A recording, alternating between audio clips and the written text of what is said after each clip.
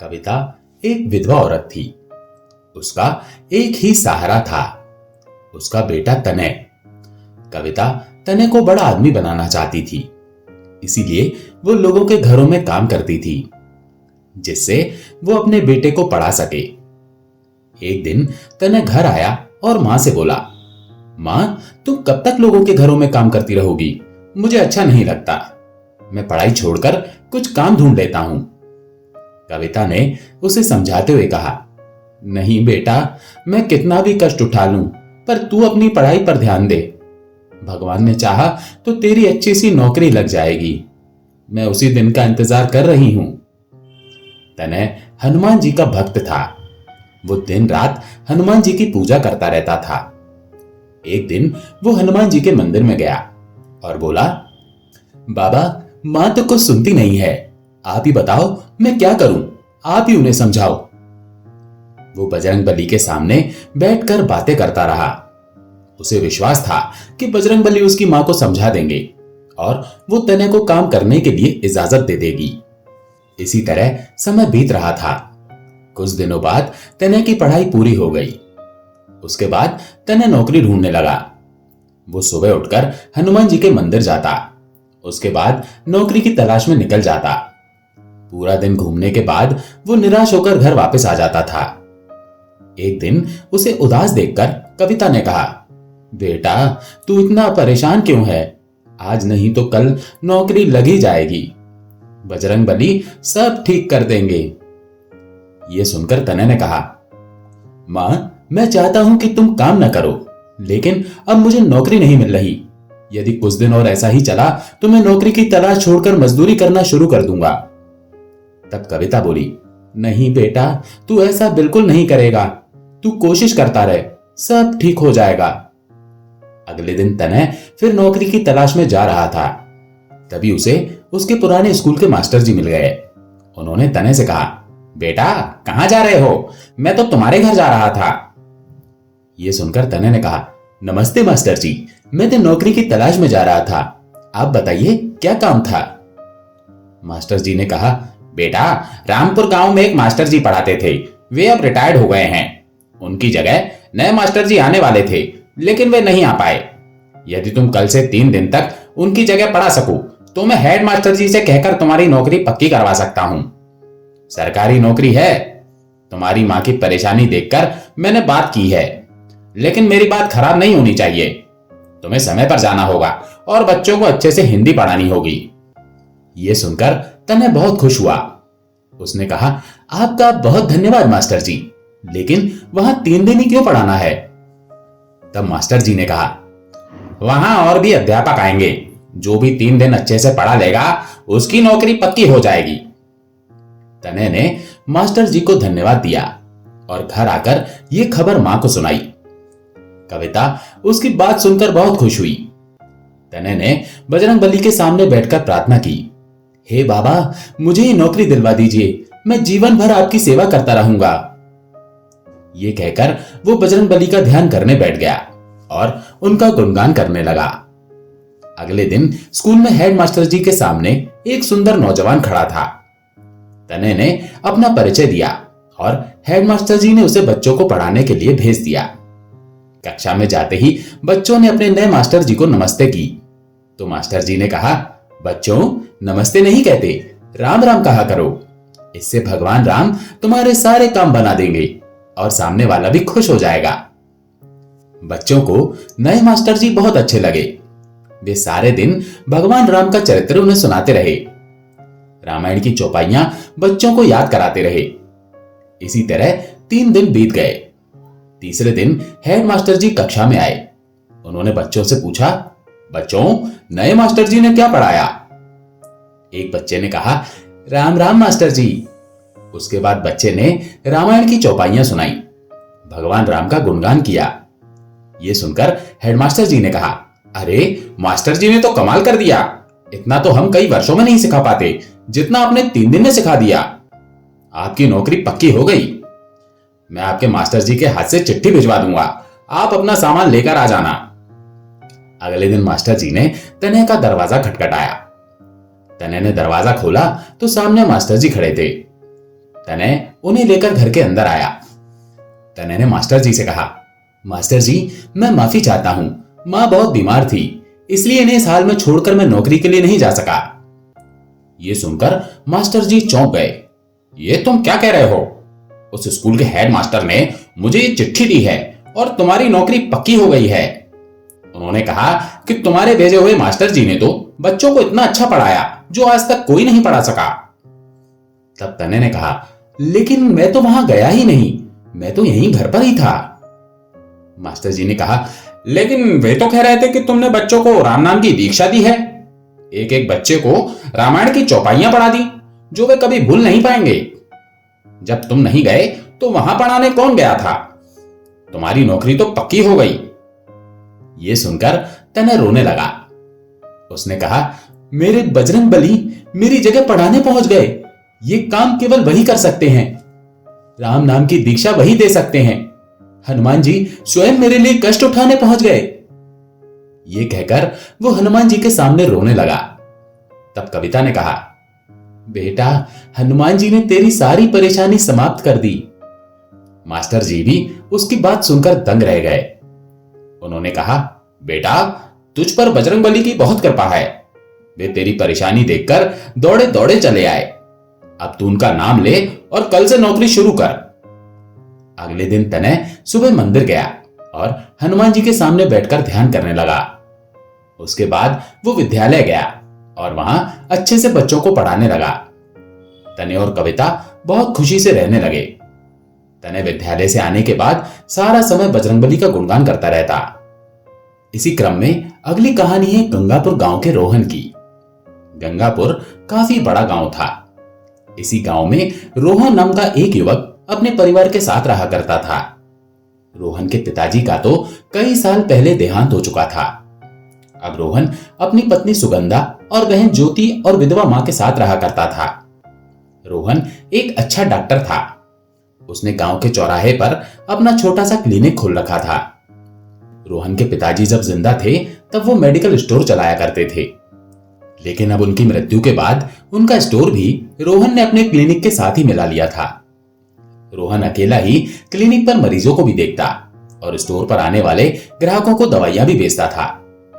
जब से रोहन के पिताजी की मृत्यु हुई थी तब से रोहन नास्तिक हो गया था। भगवान से रोहन का विश्वास ही उठ गया था।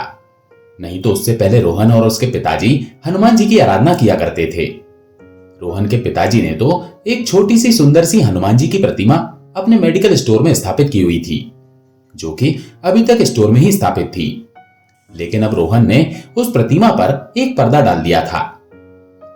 एक दिन की बात है, रोहन के क्लिनिक में एक गरीब आदमी इलाज कराने आया और इलाज कराने के बाद कहने लगा, डॉक्टर साहब, मेरे पास आज आपकी फीस देने के लिए पैसे नहीं है। क्या आप अपनी फीस उधार कर लेंगे? मैं कल दे जाऊंगा। रोहन बोला, कोई बात नहीं भाई, जब तुम्हारे पास पैसे हो तब दे जाना। भगवान आपको खूब तरक्की दे, आप खूब पैसे कमाएं। मरीज की यह बात सुनकर रोहन का मूड खराब हो गया। उसने कहा, ये क्या बात बोल दी तुमने? पत्थर के बेजान भगवान भला मुझे कैसे तरक्की दे सकते हैं? अपने ऊपर बैठी हुई मक्खी तक तो तुम्हारे कथित भगवान उड़ा नहीं सकते। देखो भाई, मैं भगवान नहीं, कर्म में विश्वास करता हूं, कर्म में। रोहन भगवान का नाम सुनकर ही चिढ़ गया। ऐसे ही एक दिन की बात है, रोहन क्लिनिक जाने के लिए तैयार हो रहा था और उसकी बीवी सुगंधा कृष्ण जी की पूजा कर रही थी। तभी रोहन सुगंधा को आवाज देता है, सुगंधा, मेरा नाश्ता तैयार है क्या? मुझे जल्दी से नाश्ता दो, मैं क्लिनिक के लिए लेट हो रहा हूं। तभी रोहन की बहन ज्योति नाश्ता लाकर टेबल पर रख देती है और कहती है, भैया, भाभी अभी पूजा कर रही हैं, आपको कुछ और चाहिए तो मुझे बता दीजिए, मैं ला दूंगी। तभी वहां पर सुगंधा भी आ गई। रोहन कहने लगा, क्या सुगंधा, तुम्हारे पास अपने पति के लिए नाश्ता बनाने का समय नहीं है, लेकिन पूजा पाठ करने के लिए खूब समय है। अरे आखिर क्या मिलता है तुम्हें इन भगवानों की पूजा करके? सुगंधा बोली, अरे ये कैसी बातें कर रहे हो आप? ठीक है, आपकी आस्था किसी भगवान में नहीं है, लेकिन इसका ये मतलब तो नहीं है ना कि आप भगवान के बारे में कुछ भी बोलेंगे। ज्योति भी कहने लगती है, भैया, भाभी सही बोल रही हैं, आपको ऐसे नहीं बोलना चाहिए। अगर भगवान आपसे नाराज हो गए तो फिर क्या होगा? रोहन कुछ खींचता हुआ बोला, तुम्हारे भगवान मुझसे नाराज होते हैं तो हो जाएं, उससे मुझे कोई फर्क नहीं पड़ता। तुम्हारे भगवान जी ना किसी का फायदा कर सकते हैं ना नुकसान कर सकते हैं। ये सब अंधविश्वास की बातें हैं। सुगंधा फिर कहती है, सुनिए, भगवान के अस्तित्व को नकारने से भगवान का अस्तित्व समाप्त नहीं हो जाता। ईश्वर सर्वशक्तिमान है, उसने ही इस संसार को बनाया है। ईश्वर ही हम सबको संसार में पैदा करता है और वही हमारी रक्षा करता है। रोहन कहता है, अच्छा, भगवान ही सबकी रक्षा करते हैं, तो जरा बताओ उस समय तुम्हारे भगवान कहां थे जब मेरे पापा हार्ट फेल हो जाने से मर रहे थे? पता है तुम्हें मैंने भगवान से कितनी प्रार्थना की थी, तो उन्होंने मेरे पापा की रक्षा क्यों नहीं की? सुगंधा बोली, अब मैं आपको कैसे समझाऊं? भाग्य में जो लिखा होता है इंसान के साथ वही होता है। विधि के विधान को भगवान बदलते नहीं है। भगवान के नाम से ही रोहन को चिढ़ हो जाती थी। वो किसी के भी समझाने से समझने को तैयार नहीं होता था। इसलिए रोहन अपनी पत्नी से भी चिढ़ गया और बिना नाश्ता किए ही घर से चला गया। ऐसे ही एक दिन की बात है, रोहन अपने घर से अपने क्लिनिक की तरफ जा रहा था कि तभी उसे रास्ते में एक महिला मिली और कहने लगी, सुनो भैया जी, क्या तुम मुझे बताओगे पुजारी रामनाथ जी का घर कहां पर है?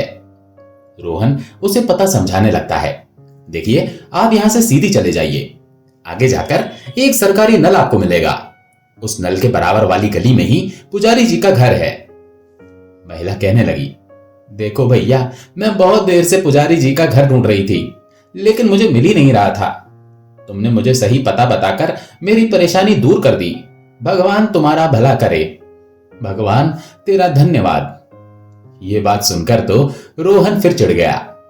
अरे वाह, तुम्हें पता मैंने बताया है और धन्यवाद भगवान को दे रही हो।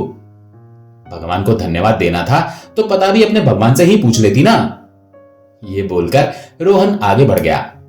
वो महिला मन में सोचने लगी, बड़ा ही अजीब आदमी है ये, भगवान को धन्यवाद देने पर कैसे चिढ़कर चला गया। ऐसे ही एक दिन की बात है, रोहन अपने मेडिकल स्टोर पर एक ग्राहक की दवाइयां निकाल रहा था। तभी एक धार्मिक संस्था के कुछ लोग चंदा इकट्ठा करने के लिए रोहन के पास आए और कहने लगे, रोहन बाबू, हनुमान जी का मेन गेट बहुत ही जर्जर हो रहा है, गेट की मरम्मत करवानी है, हनुमान जी के नाम पर कुछ चंदा हमें दे दीजिए। रोहन उनसे बोला, देखिए, गरीबों की मदद के लिए या समाज की भलाई के कामों के लिए मैं चंदा दिल खोलकर देता हूं, लेकिन किसी भगवान के लिए चंदा नहीं दूंगा। ये सुनकर उनमें से एक व्यक्ति बोला, डॉक्टर साहब, तुम्हारे पापा तो हनुमान जी के बहुत बड़े भक्त थे, लेकिन तुम ये कैसी बातें कर रहे हो? क्या हो गया है तुम्हें? अरे भाइयों, ये डॉक्टर नास्तिक हो गया है, नास्तिक। भगवान के बारे में उल्टी सीधी बातें करने लगा है ये। चलो इसकी दुकान से चलो, आगे चलते हैं। सारे लोग वापस चले गए। फिर थोड़ी देर बाद शाम हो गई और अचानक ही मौसम भी खराब हो गया, लाइट भी चली गई। रोहन सोचने लगा, अरे आज ये मौसम अचानक खराब कैसे हो गया? ऊपर से लाइट भी चली गई है, मोमबत्ती जला देता हूं। रोहन मोमबत्ती जलाकर अपने स्टोर में बैठ गया। फिर हल्की हल्की बारिश शुरू हो गई। तभी एक 11-12 साल की गरीब सी लड़की रोहन के स्टोर में आकर कहने लगी, अंकल, मेरी माँ को अस्थमा है, उनकी सांस आज बहुत फूल रही है, आप कोई अच्छी सी दवाई दे दो। रोहन बोला, अच्छा, पीने का एक सिरप दे देता हूं, दिन में 2 बार पिलाना, आराम आ जाएगा। लड़की बोली, ठीक है, दे दीजिए। जैसे ही रोहन दवा लेने के लिए रैक की तरफ पलटता है, हवा का एक झोंका आया जिससे मोमबत्ती बुझ गई। धत तेरे की, मोमबत्ती भी बुझ गई। फिर रोहन ने अंधेरे में ही टटोल कर एक सिरप उठाया और उस लड़की को दे दिया। लड़की वो सिरप लेकर चली गई। फिर थोड़ी देर बाद लाइट आ गई। अचानक ही रोहन की नजर उस खाली जगह पर पड़ी जहां से सिरप उठाकर उसने उस लड़की को दिया था, और फिर रोहन घबरा गया। अरे ओ नो, मुझसे इतनी बड़ी मिस्टेक कैसे हो गई? मैंने अंधेरे में उस लड़की को अस्थमा की जगह खटमल मारने वाली दवाई दे दी। उसकी मां तो उसे पीकर मर जाएगी। अब मैं क्या करूं?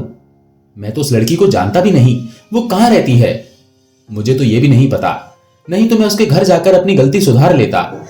अब क्या करूं मैंने इतनी बड़ी लापरवाही क्यों की? मुझे दवाई देने से पहले चेक तो करना चाहिए था। आज मेरी गलती से उस बेचारी लड़की की मां मर जाएगी। मैं क्या करूं? अब क्या करूं? रोहन को अपनी लापरवाही पर अपने ऊपर गुस्सा आ रहा था। पश्चाताप के कारण रोहन की आंखों से टप टप आंसू बहने लगे। दुविधा और बेचैनी रोहन को बुरी तरह सताने लगी। तभी रोहन के अंतर्मन में उसके पिताजी की आवाज आने लगी। क्या हुआ मेरे बेटे? तू तो बहुत समझदार और हौसले वाला इंसान है, फिर आज तू घबरा क्यों रहा है? रोहन मन में ही पिताजी को सारी बात बता देता है। तो उनकी आवाज कहती है, रोहन तू घबरा मत मेरे बेटे, बजरंगबली की महिमा अपरंपार है। हनुमान जी तो संकट मोचन है, वो सभी के कष्ट दूर करते हैं। तुम सच्चे मन से हनुमान जी को पुकारो, उनसे इस कष्ट को दूर करने की प्रार्थना करो। मुझे पूरा विश्वास है मेरे संकट मोचन हनुमान जी तुम्हारे यह संकट अवश्य हर लेंगे। रोहन बोला, लेकिन पापा मैं तो नास्तिक हो चुका हूं, मुझे तो किसी भी भगवान में विश्वास ही नहीं रहा, फिर भला हनुमान जी प्रार्थना कैसे सुनेंगे? बेटा, हनुमान जी या कोई भी भगवान अपने भक्तों से कभी नाराज नहीं होते। तुम एक बार सच्ची श्रद्धा से बजरंगबली से प्रार्थना तो करो, वो तुम्हारी गलती को माफ कर देंगे और तुम्हारा संकट भी दूर कर देंगे। ये कहकर उसके पिताजी की आवाज शांत हो गई। रोहन को ऐसा लगा जैसे ये उसके पिताजी की आत्मा की आवाज थी। रोहन दुकान में रखी हुई हनुमान जी की मूर्ति के ऊपर पड़ा हुआ पर्दा हटा देता है और हाथ जोड़कर हनुमान जी से प्रार्थना करता है। हे संकट मोचन हनुमान, हे बजरंगबली, आप मुझ पापी को क्षमा कर दीजिए। आप कोई ऐसा चमत्कार दिखा दीजिए भगवान, जो उस बेचारी लड़की की मां की जान बच जाए, नहीं तो मैं भी वही दवाई पीकर अपनी जान दे दूंगा। रोहन हनुमान जी से दया की प्रार्थना करते हुए गिड़गिड़ाने लगा। तभी वही लड़की दुकान पर आई और कहने लगी, अंकल, जब मैं दवाई लेकर अपने घर की तरफ जा रही थी तो पता नहीं कहां से एक बंदर आया और मेरे हाथ से दवा की शीशी छीनकर भाग गया। क्या आप मुझे दवा की दूसरी शीशी दे दोगे? लेकिन मेरे पास और पैसे नहीं हैं। हनुमान जी का ये चमत्कार देखकर रोहन तुरंत हनुमान जी का धन्यवाद देने लगा। सचमुच आपकी महिमा अपरंपार है प्रभु, आपने मुझे बहुत बड़े संकट से बचा लिया। आपकी जय हो बजरंगबली, जय हो। और फिर रोहन दवाई की सही वाली शीशी लड़की को दे देता है। ये लो बेटी अपनी दवाई, मैं तुमसे इसके पैसे भी नहीं लूंगा, तुम इसे ले जाकर अपनी मां को पिला दो, वो जल्दी ठीक हो जाएगी। हनुमान जी के इस चमत्कार ने रोहन की मनोदशा ही बदल दी और अब रोहन नास्तिक नहीं रहा, वो हनुमान जी का परम भक्त बन चुका था और हनुमान जी के प्रति रोहन के मन में गहरी आस्था पैदा हो गई। तो दोस्तों, आशा है ये कहानी आपको पसंद आई होगी। अगर पसंद आई हो तो कमेंट में जय श्री राम जरूर लिखें। चैनल पर अगर नए हैं तो चैनल को सब्सक्राइब जरूर करें। जय श्री राम।